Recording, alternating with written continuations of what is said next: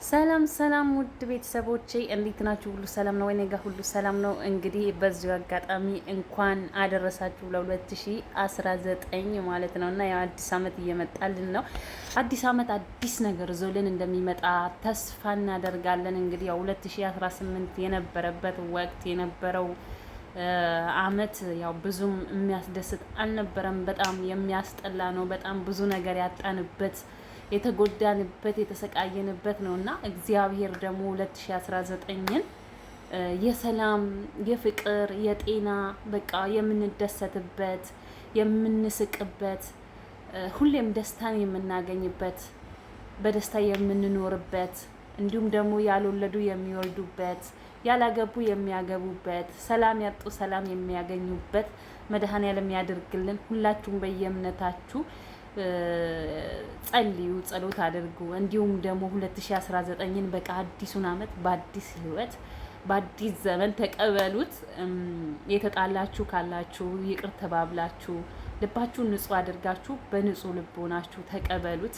እግዚአብሔር ብቻ እውነት እኔ እንጃ እኔ ምን እንደምል አላውቅም። 2018 እንኳን በዚህ ይለፍልን፣ ግን በጣም የሚያስጠላ ጊዜ ነበረ። ደግሞ በዚሁም አጋጣሚ በ2018 ህይወታቸው ላለፈ ላጣናቸው ወዳጅ ዘመዶቻችን ሀያቶቻችን ለሁሉም ደግሞ ነፍሳቸውን በገነት ያድርግልን ፈጣሪ አምላክ እና እንግዲህ 2019 ፈጣሪ አምላክ እንግዲህ ኢየሱስ ክርስቶስ እሱ የሰላም የፍቅር የደስታ ያድርግልን። የምንተሳሰብበት የምንተዛዘንበት ያድርግልን እንጂ የምንጣላበት የምንጋጭበት የማንዋደድበት አያድርግብን። ብቻ እኔ እንጃ ሰላም ያደርግልን። በቃ የሰላም የሆነ የፍቅር የደስታ የሰላም የጤና ብቻ ያደርግልን ማርያምን እና እኔ እንጃ 2019 በጣም በጉጉት ነው የምጠብቀው ያለሁት እኔ በበኩሌ ማለት ነው። እና እናንተስ በምን እንዴት አይነት ሁኔታ ነው የምትጠብቁት ያላችሁ 2019ን?